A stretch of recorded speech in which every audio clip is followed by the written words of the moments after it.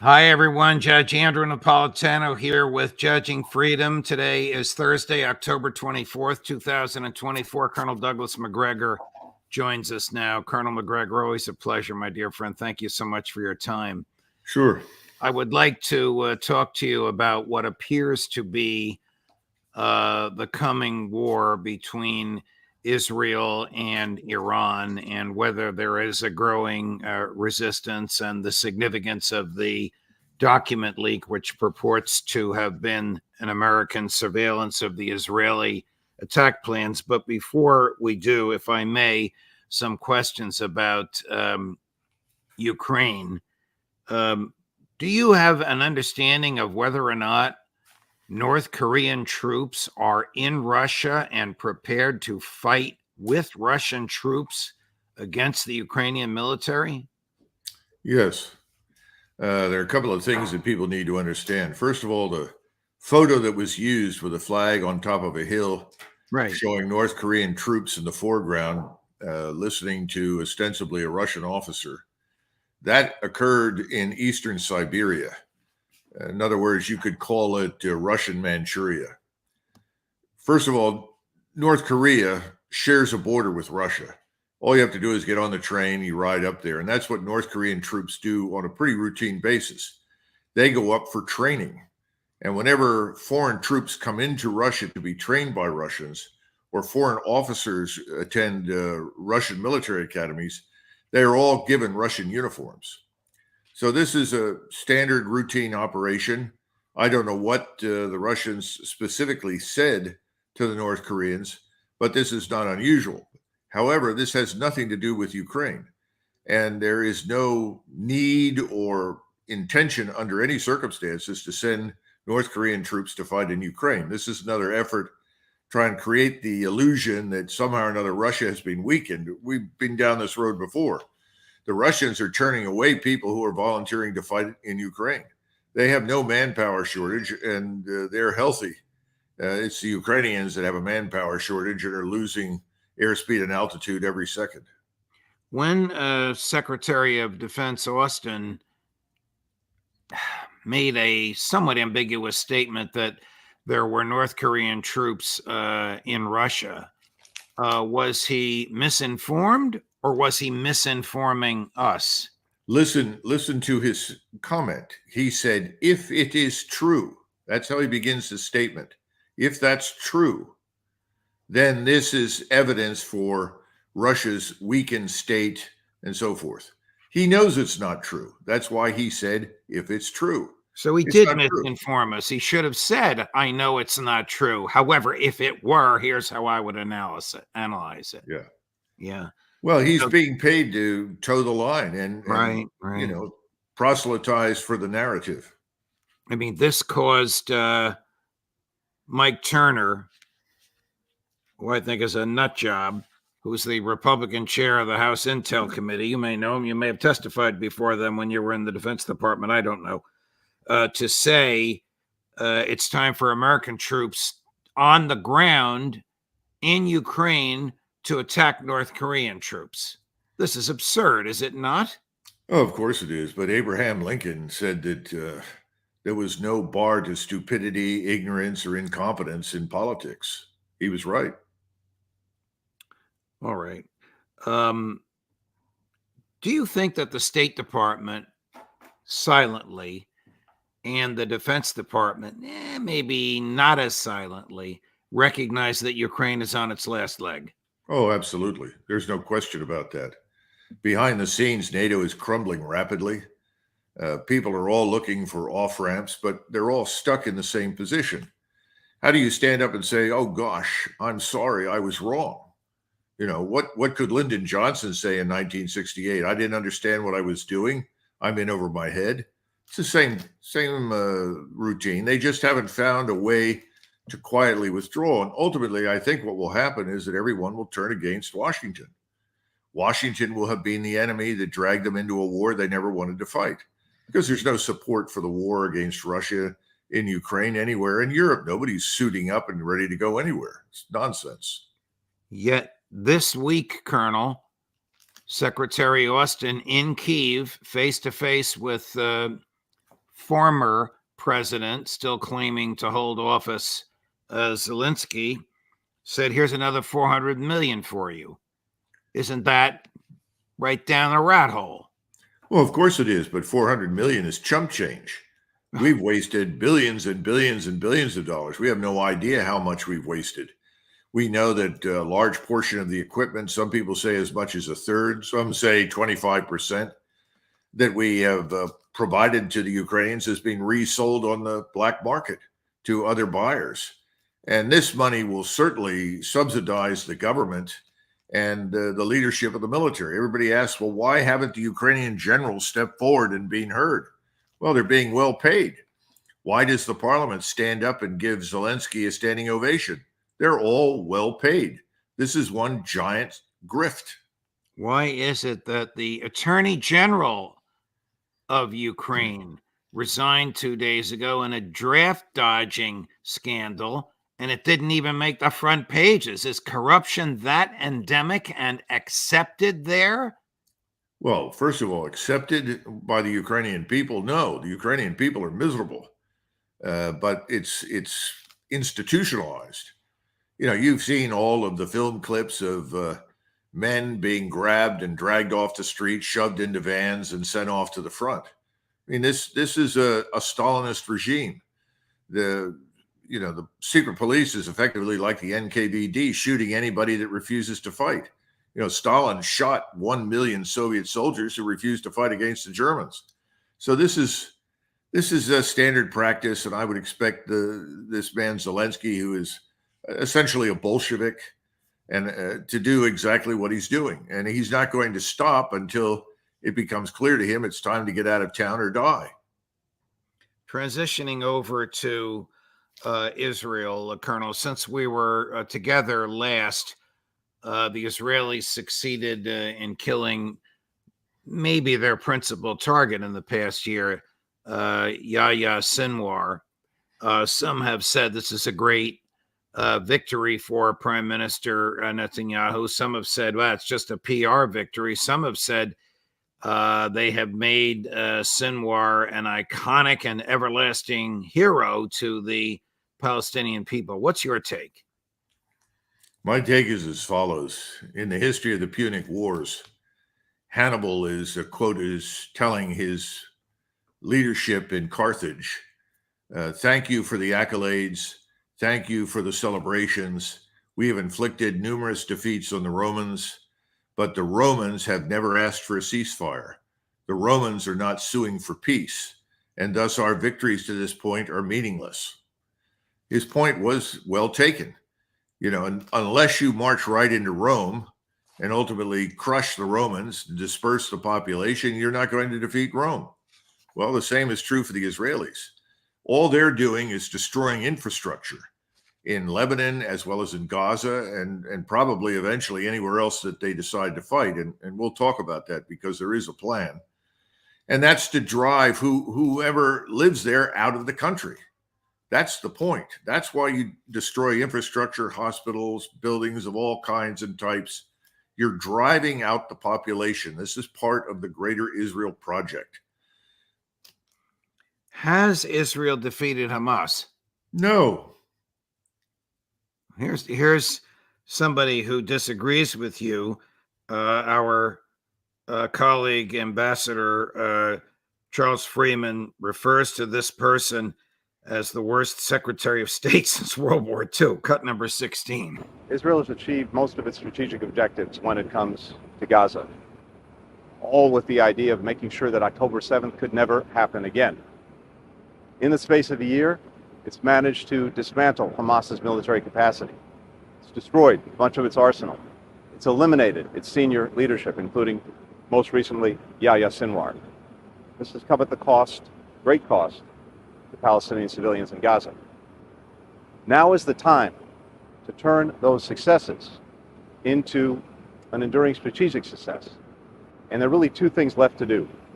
Get the hostages home and bring the war to an end with an understanding of what will follow. Is he credible? Netanyahu will never bring the hostages home. Then there's no reason for war. Well, let's understand something. Everyone in the world today, not just in the Middle East, but virtually everyone, views Blinken as Netanyahu's point man. And that's what he is. Our government is being hijacked.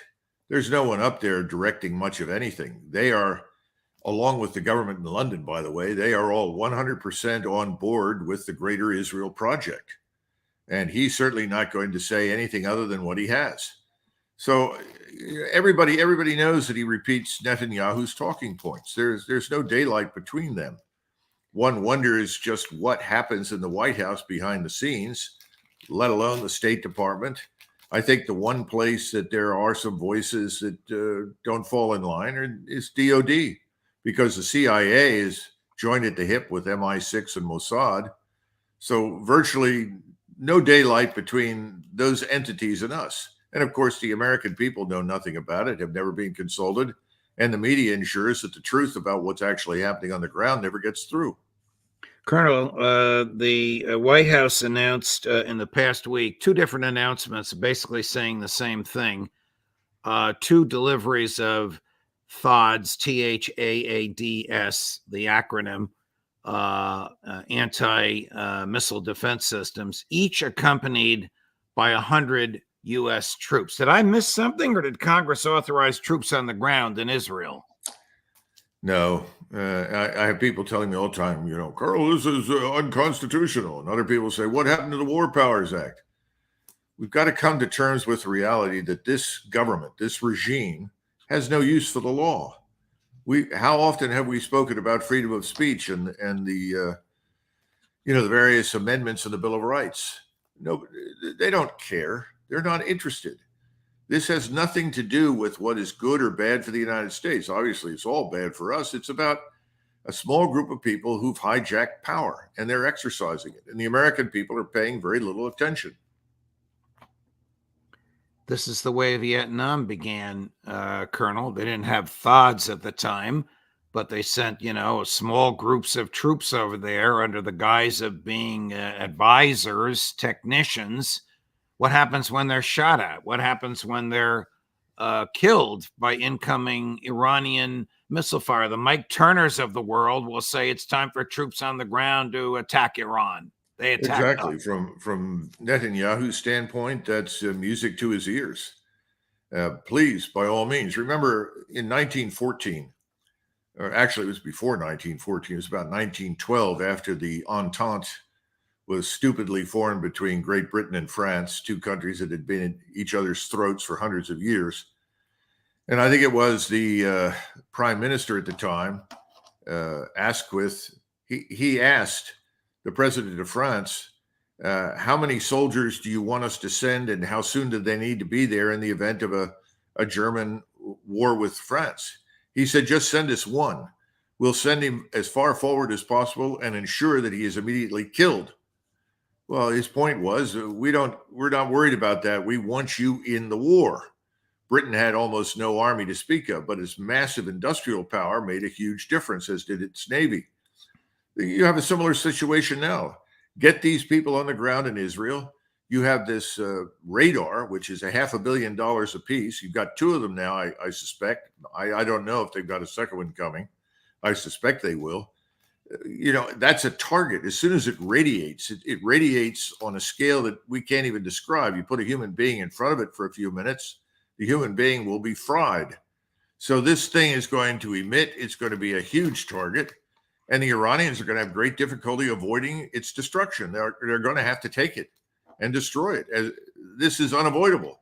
That's what Netanyahu wants.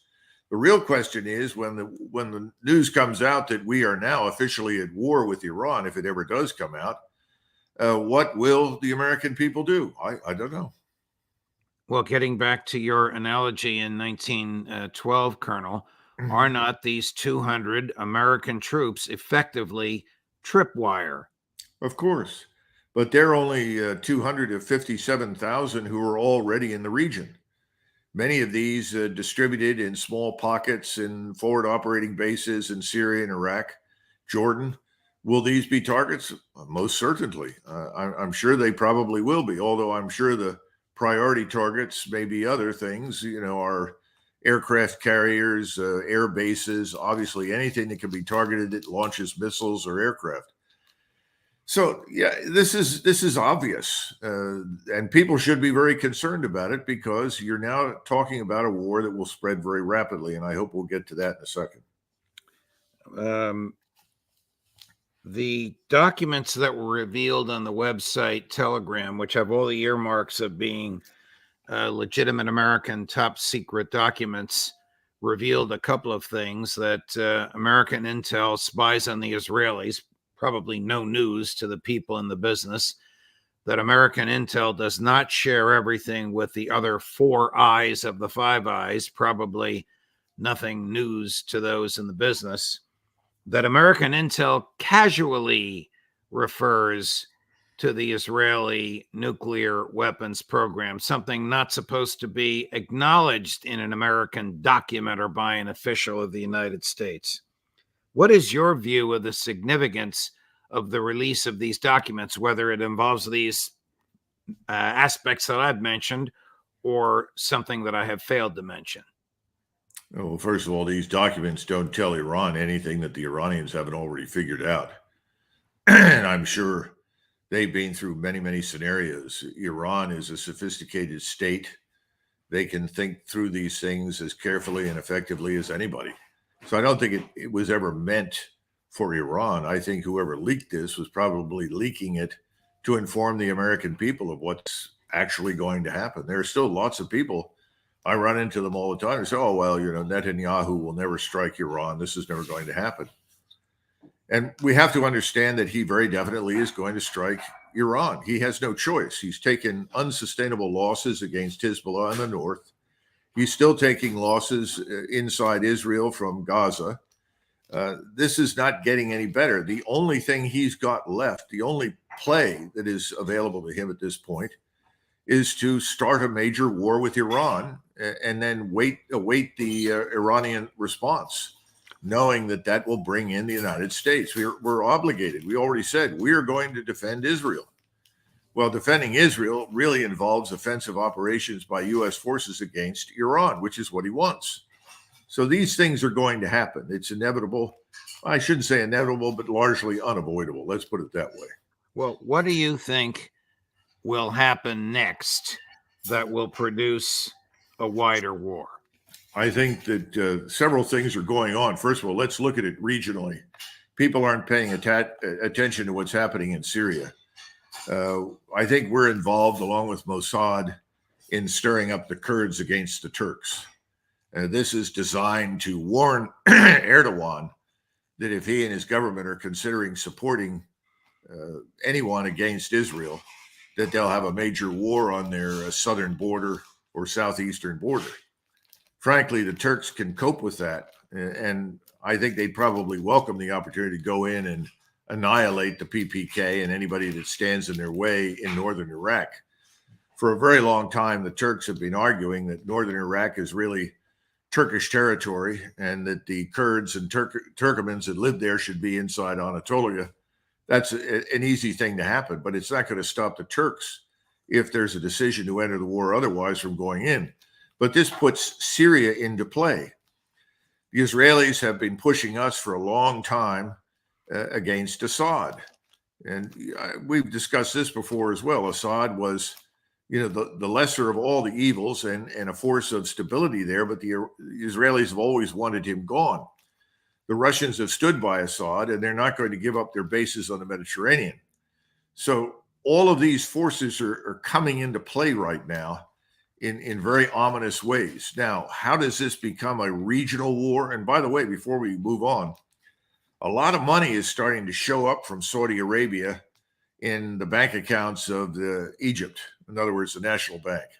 I think that's going to happen in Jordan. And I think the Saudis and the Emirates are sending money saying, you don't have to be dependent upon the United States and the West. Is the resistance growing? Oh, absolutely. Absolutely. Everybody is on board. It's just that not everybody has the military power to respond. So they're responding in whatever ways they can. And that's why I was talking about the Peninsular Arabs who can finance Egypt and Jordan. And this is the biggest problem that King Abdullah faces. and for that matter, General Sisi. How do I move forward and have some solidarity with the rest of the Islamic world if I go under financially in the meantime? So they're saying, no, that's not going to happen. BRICS is very important right now. Xi said that it is absolutely essential that we move past the dollar, that we stop using it. Everybody who's at that conference understands that's where things are headed. This is the new parallel system. Now, back to what is the ultimate firecracker that blows this thing up, and that is Israel's strike against Iran. Now, we've had all sorts of articles come out in the Washington Post, New York Times, Wall Street Journal saying, oh, well, the Israelis have agreed to do this or not agreed to do that. If we understand anything, we should understand this. Mr. Netanyahu continues to exert far more influence and power in Washington than anybody in the government today. He is going to do whatever the hell he wants to do. Let's be frank. He's going to do it. And you've got President Trump has said he'll underwrite it. Kamala is tried to burnish her pro-Israeli credentials, but I think the Israelis are very suspicious of her, and I think they want very much for Donald Trump to win, and their agents in the United States are pouring hundreds of millions of dollars into the Trump campaign to make that happen. But if you're sitting where Netanyahu is right now, you really have an incentive to launch your strike before the election. You want to get this war underway, so regardless of whomever wins, they're stuck with fighting it. So that's where you get the regional war. And once we go after Iran, that brings in Russia. Russia has already got thousands of people on the ground in Iran. They're working feverishly to build everything that is required for Iran's defenses, but also to help the Iranians with regard to missiles and warheads and so forth. This is the beginning.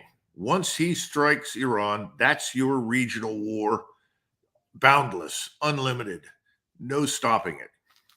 Does Russia engage in the war in an offensive way, or do they limit themselves to supplying the Iranians with defensive anti-missile facilities? Well, they'll do what you described, the latter first, and they're doing that now. But as it becomes clear that we are committing, hundreds of fighter jets armed with various types of munitions designed to be launched at a distance so that the fighters are not shot down by air defenses. And we have all these vessels out there, including submarines. And this cannot be tolerated by our friend Putin for very long. He's going to intervene. Now, how he does that and under what circumstances, I can't predict. But it would be very hard to avoid. And Xi and Putin have both said to Iran, we will stand with you. And by the way, that probably includes another 80 countries in the world. Right now, Israel is really dependent entirely on us and on these promises of equipment and support from Great Britain. Britain is no longer a major power, but it helps to have the British on board as well. But that's about it. So this is a very serious moment.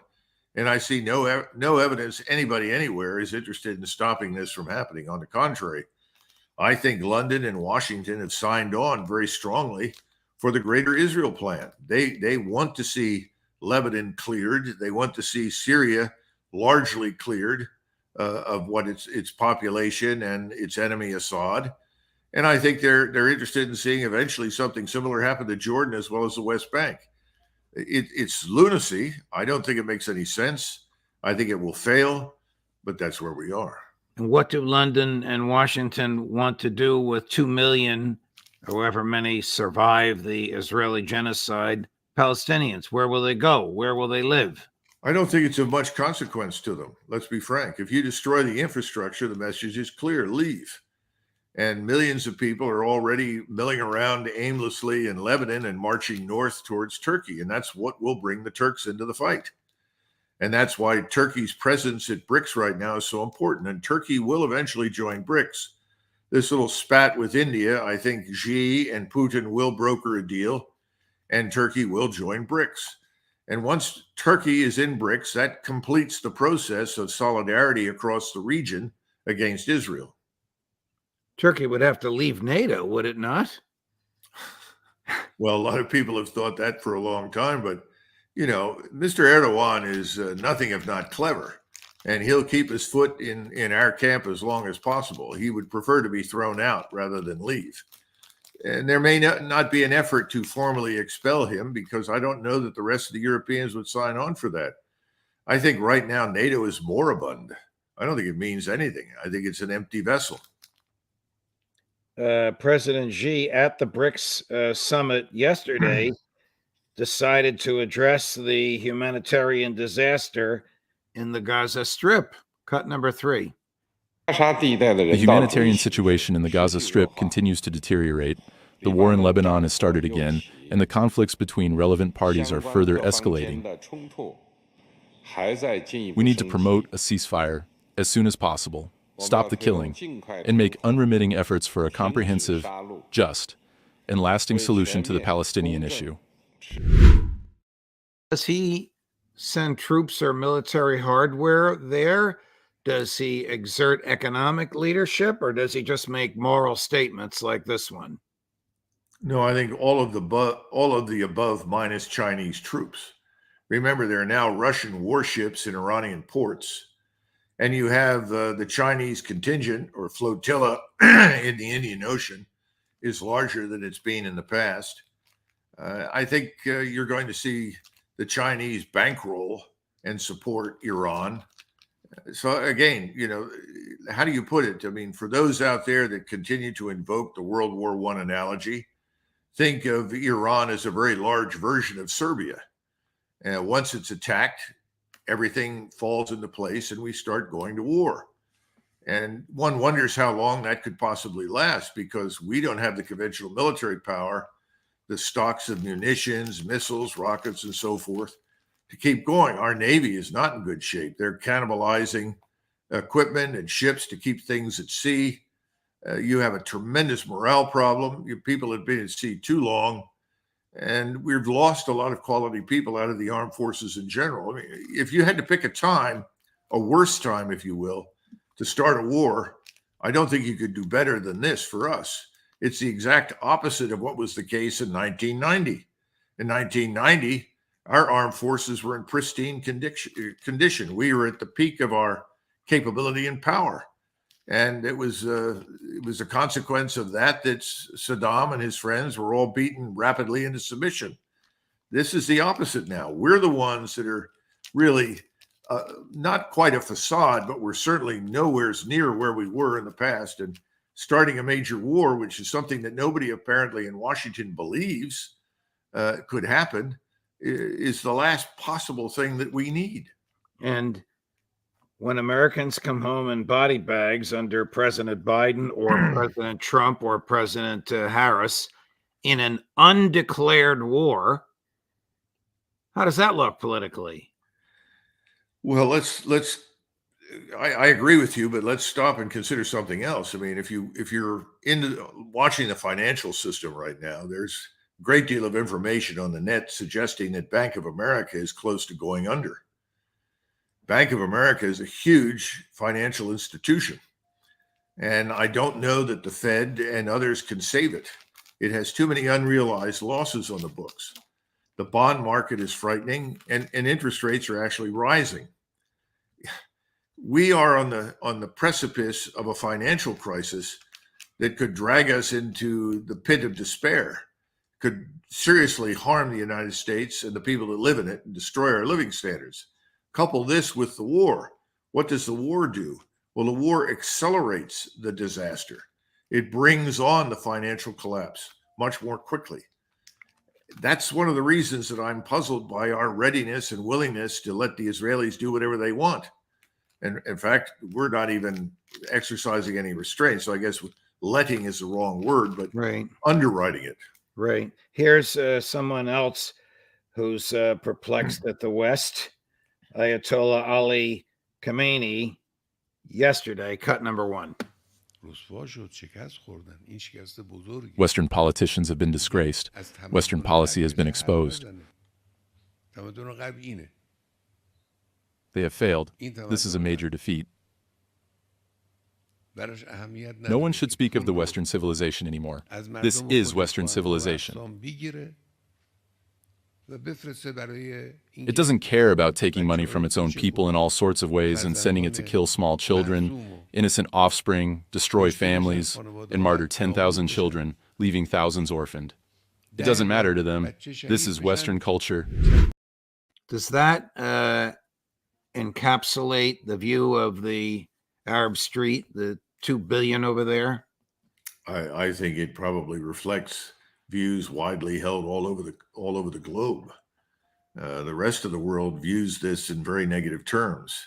It is the European and American media, Australian media, the Anglosphere that continues to propagate this notion that something good, legitimate, and just is happening in the Middle East. And remember, inside Israel, the population there is being told that they're winning. Anybody who watches Israeli television listens to people talk about what they're going to do in the future with the territories that they quote unquote are conquering. It's a sort of a fantasy land, both here and in Israel. So when this war begins, it's going to be a very frightening specter for everyone. You're not talking about a war where the Israelis attack and destroy the grid or the electrical ability or set off pagers in supermarkets. You're talking about a major destruction of Iranian infrastructure or an attempt to do so. Well, they will prioritize their attacks against military targets, but I'm sure that many of those targets are in close proximity to civilian infrastructure, and the Israelis don't care about that, as we've seen thus far. So I'm sure some of that will happen. The bottom line is that Netanyahu is not going to waste his opportunity. He's a very smart man, and he's got a lot of capability working for him. So he's going to do as much damage as he possibly can to Iran's strike capability, to its intelligence, surveillance, reconnaissance, and communications. It's not going to work, but he's going to try, and then he's going to prepare for the counterstrike. And that's going to be the wish-fulfilling moment for him, because that's when we will inevitably engage. That's where we're headed, and we know that. And that's the danger, because it's all going to race out of control. And right now, Washington appears to be on autopilot. Nobody seems to be raising any serious questions about anything. Have you heard any discussion by the candidates of this? Is there any sense of great danger looming on the horizon? No. So God bless America. Do we have the ability to give Netanyahu what he needs, offensive weaponry to degrade Iran's offensive attack ability? Well, we're doing all that we can, but my point is it's not going to be enough. And this is the danger of escalating to the nuclear level. The Israelis are the ones who are most likely to use a nuclear weapon first. When they do that, the proverbial genie is out of the bottle. All hell will break loose.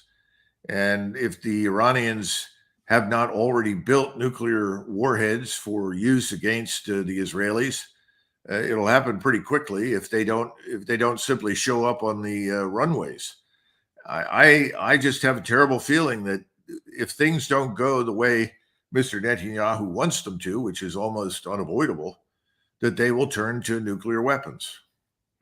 Here's Sir John Sowers, who's the recently retired chief of MI6, giving us a slightly different view of this. I'd be anxious to hear your thoughts. Cut number 13, Chris. The defense minister perhaps got ahead of himself when he implied there would be some form of intelligence operation, some form of cyber operation against Iran. The Americans have clearly been trying to restrain Israel. The Israelis might see an opportunity to strike Iran's nuclear facilities. Obviously, one of our biggest concerns has been Iran's slow but gradual process towards acquiring nuclear weapons.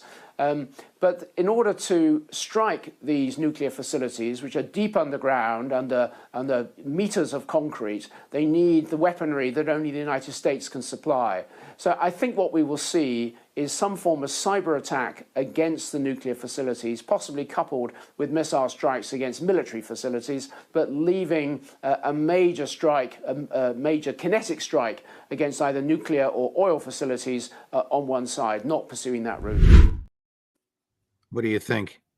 Well, this is the discussion that we've seen in the media. Remember a couple of weeks ago, maybe it's not even a couple, probably a week ago, there were statements in the Washington Post and elsewhere that Mr. Netanyahu had agreed not to strike the oil facilities in Iran, the production facilities, and then there was a discussion about they won't touch the nuclear facilities. Then Mr. Netanyahu spoke publicly and said, let me be very clear, we will do whatever we want. We will do what we think is in our interest, and we don't care what anybody else thinks, and we're not agreeing to anything. I think he's delusional. If he thinks that the Israelis are going to deliberately avoid those targets, I certainly hope so, but I wouldn't bank on it. Colonel Macgregor, thank you very much, my dear friend. Thank you for your time. Not easy issues to analyze, but you've been very generous with your time and very clear in your thoughts. Thank you, my dear friend. Thank you, Judge. Of course. Have a nice weekend. Right. Coming up at 3:00 this afternoon on many of these same topics, probably a little bit more of an emphasis on BRICS, Professor John Mearsheimer, Judge Napolitano for Judging Freedom.